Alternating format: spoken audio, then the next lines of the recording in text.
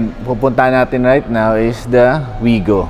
So by the way, Wigo to na top of the line. Simulan muna natin by pointing out yung advantages niya versus the mid variant. So yeah, itong top of the line is meron tong smart entry. So when we say smart entry, ito po yun. Yung lines na to. Yan. So usually, isasabit mo na lang yung susi dito sa pants mo or iwanan mo na lang sa loob ng bag mo para kapag malapit ka na sa sasakyan, hindi mo na siya pipindutin yung susi. So dito na lang masisense na ng sasakyan na malapit yung susi. So isang pindot mo lang niya, mag-a-unlock na yan. Then at the same time, pagka nag-unlock na siya, ito, mag-a-unfold na rin tong side mirror. Yan. So yan, wala yan sa mid variant at saka sa base variant. Yung power fold na side mirror. Then aside from that, yung mid variant kasi hindi pa po power adjust ang mirror nun. So dito lang sa top of the line ang power adjust nitong side mirror. Then aside from that, dito lang din sa top of the line, meron kayong turning signal light. So usually itong mga turning signal light sa mga top of the line talaga yan napupunta. So yung next naman is yung spoiler. So yan, may spoiler ka dito. Sa top of the line lang yan. Then nakaka-add yan sa mas lalong sporty look ng vehicle. Yan, check nyo. Yan, may additional spoiler dyan. Ganda. So next naman natin is additional dyan. Meron kayong high mount na stoplight. So ito, yan, wala po yan sa lower variant. So additional safety purpose din yan. Yung ilaw na yan. So isang advantage nitong top of the line na Wigo is apat yung speakers niya. So yan, isa dito sa passenger side. Yan, medyo madilim lang So meron din dito sa kabilaan na doors. So yan, isang advantage yan kasi sa mid variant, dalawa lang po yung speaker natin. So ito pa, isang advantage ng top of the line na Wigo is meron ng kasamang dashcam. So malaking bagay yan, hindi ka na problema. Usually kasi kapag ang in-avail mo na vehicle is yung mas mababang variant, wala pang dashcam. So yan, ito meron ng built-in. Yan, gagamitin mo na lang. Nice. Dito yung backing camera niya. So nandito siya sa spoiler. Yan. So additional safety purpose na rin yan. Pero aside from that na mayroon ka naman backing camera, meron naman din itong sonar. Pero yung iba kasi hindi pa satisfied dito sa mga sonars na yan Mas gusto pa nila talaga may camera. Then, ang last na advantage nito for being top of the line ng Wigo is yung push start. Yan.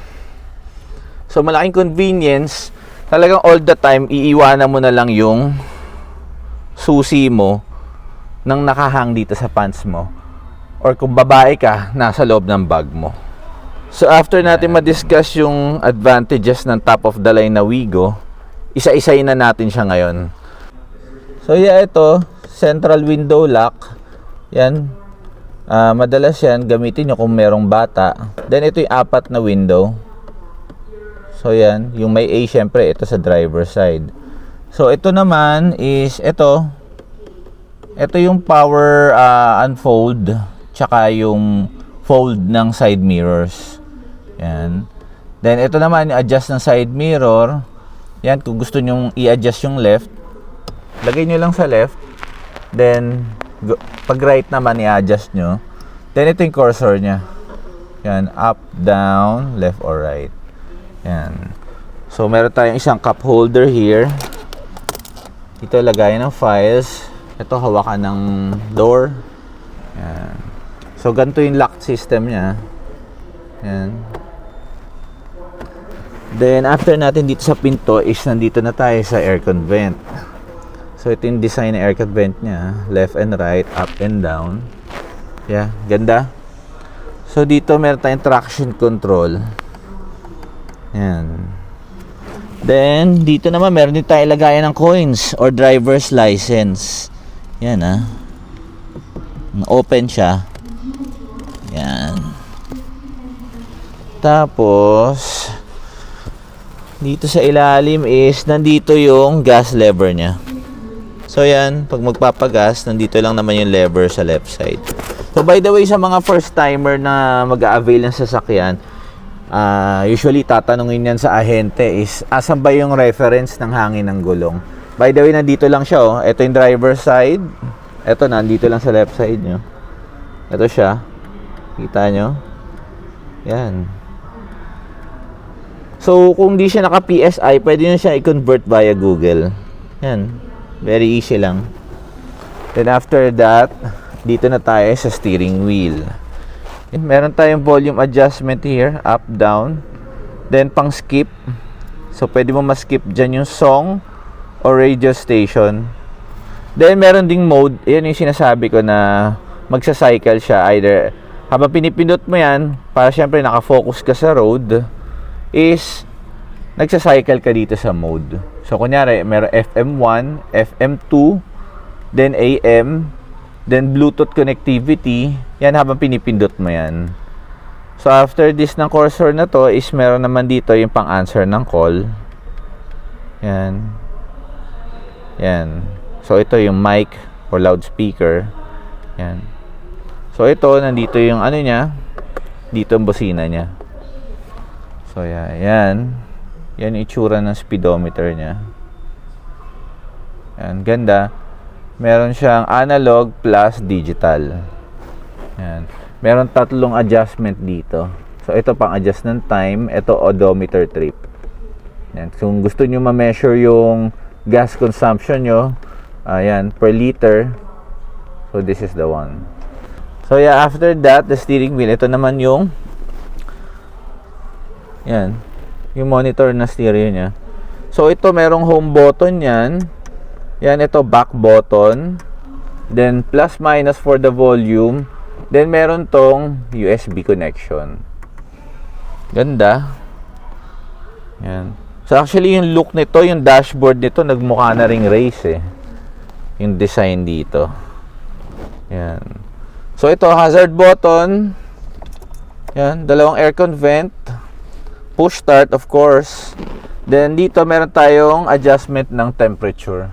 Up and down. Then dito naman is yung blower. Yan, gaya sa mga ibang previous na na-review natin, for the specs is meron din tong max cool. Yan, the max cool is yan, para yun nga yung na-mention ko, pag tanghalin tapat, pindutin mo na lang yung max cool, open all the window, para mabilis mawala yung init sa loob ng sasakyan. Ito pa rin, itong button na to, pagka ayaw nyo maamoy hangin sa labas, just keep it on. Leave it on, okay? Yan. Then ito, AC cool. Yan. So, pwede nyo i-off yung lamig ng aircon. So, usually, hindi na ginagawa yung sa Pinas kasi mainit tayo dito sa Pilipinas. So, just leave it on. Pero kung just in case na sobrang lamig talaga, pwede mo i-off yan. So, pag in-off mo yan kasi, mag-work to as parang electric fan lang yung mga blower mo dyan. Yan. Yan, this one, then that one. Yan, sa driver side. Sa dashboard, I mean. So, after that, ayan, off button. Siyempre, gusto mo i-off. Then, sa baba niyan is meron tayong power supply. So, classic yung itsura niya, yung bilog. Yan. Yan, sinasabi ko laging advantage to kasi dito. Very versatile to. Kasi marami kang pwedeng kabit dyan. Like for pagkabit mo dyan ng isang plug is pwede siyang maging extension. Marami kang makakabit. Then, yan kasi yung standard, yung classic eh. So, pwede mo rin ikabit dyan yung air compressor. So, if ever na lumambot yung gulong mo for a long drive, dito, rekta mo na isaksak dito. Yan. So, usually naman kasi mga ibang sasakyan, wala pang dashcam. Kaya iniisip agad nila, naghahanap sila ng ganyan, yung power supply, kung saan nila ikakabit yung dashcam na prefer nila. So, yan, pwede rin dito, saksak nyo na dyan. So, depende na lang yan, pero dapat habang under warranty tayo, wala tayong mga gagalawin sa wirings, ha. So moving on, ito na yung shift knob niya. So this is automatic. Ang engine design niya is CVT. So yan, by the way, baka hindi nila nakita kasi dito sa video, meron tong cup holders in front. So yan, nakatago lang. Ito yung shift knob. Yeah. So after the shift knob is this one. This the handbrakes. Sorry, handbrake lang pala isa. Yan. So classic. Just grab lang habang nakafocus tayo sa street. No need to look na here. So after this ng handbrake is dito naman extra lagayan lang. Pwede rin cup holder or lagayan ng coins. Yeah, that's it.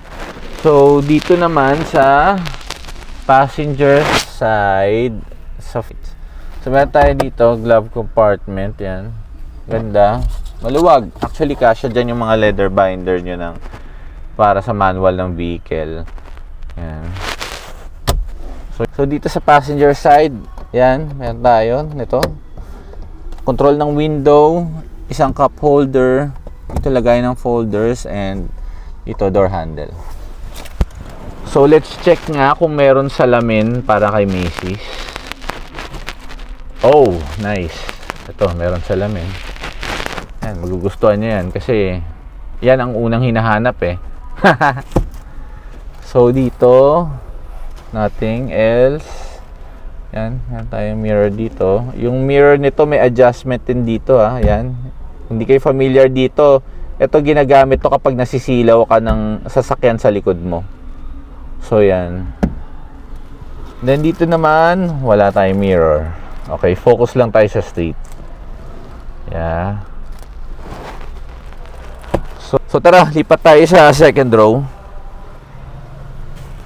So yeah guys, ito nandito nga tayo sa second row ng Wigo. Yeah, this is how it looks. Ganda. Yan. So yan, given I'm 5'6", meron pa rin space dito sa headroom. Yan, lapit ko ha. Laki pa. Wait. Let me do that again. Yan. Ang luwag pa actually. So, eto naman, lagay ko lang dito ha. So, yung ginawa kong pwesto dito sa driver side is yung pinaka-comfortable na, wait yung pinaka-comfortable ko na driving na sukat. So, ngayon, given that, so for example, ito naman yung pang passenger, ang laki pa ng space, oh. Actually, sobra pa. Very stretch out na to, ayan may space pa. Ayan. So, maluwag siya. So, yan, by the way, ito sa second row, ito, meron tayong cup holder. Then, ito, merong maliit na space siya aside from that cup holder. Meron door handle. Then, this one is the window control. So, yeah, meron din handle dito, syempre. Very ideal. Yan, ganda. Yan.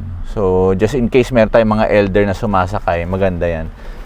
And then, dito tayo, meron tayong ilaw dito. Meron siyang off function, syempre, on and door function. Sa mga bago lang sasakyan, itong door function, pag iniwan mo yung ganyan, kapag may nakabukas sa doors dyan, is iilaw to. So, reminder lang yan para hindi niya makalimutan na meron pala naka-open na door. So, let's check the compartment. So, yun, nilaksan ko lang yung ilaw ko at least para makita nyo everything. Yan yung design niya. So, dito yan. Then, dito may handle tayo. So, ang lakas ng ilaw ko. Pero, ayan, may handle tayo. Here. Then, meron tayong ito. Meron tayong cover dito. Ganda nito. So, in case meron kayong mga valuables na ilalagay dito, at least hindi siya nakikita from outside. So, magandang cover to. So, yan.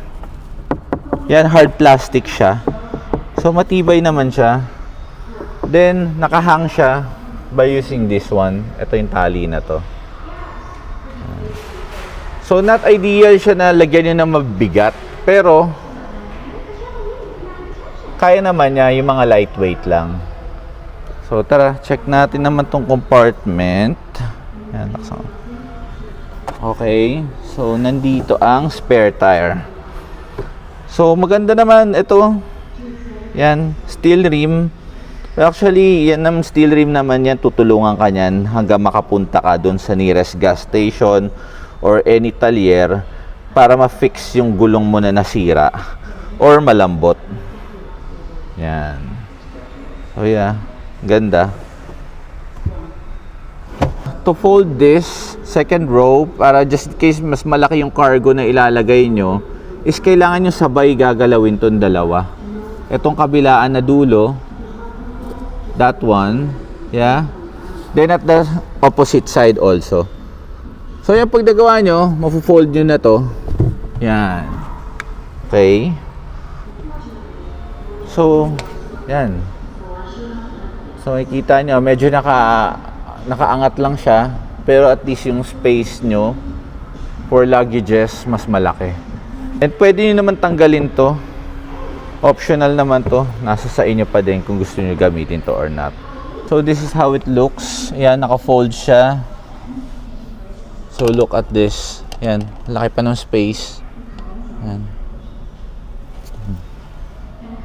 Okay. So balik ko na para makita nyo. Yung mga advantages nito versus the E variant, dun sa mid variant, is a total of 45,000 as of now. Given na wala pang price increase. Yan. So 45,000 ang difference na. For all that upgrades, sa tingin ko ito na yung i-grab nyo yung top of the line. Close ko lang tong door and check natin tong wheel. So yan, nakamag siya, classic look, all chrome. Yan, ganda, silver. Then ang mag size niya is R14. And disc brake in front, and pakita ko sa inyo yung likod is classic drum brakes. Nice. So by the way, ito yung itsura ng front bumper. Very nice, ganda.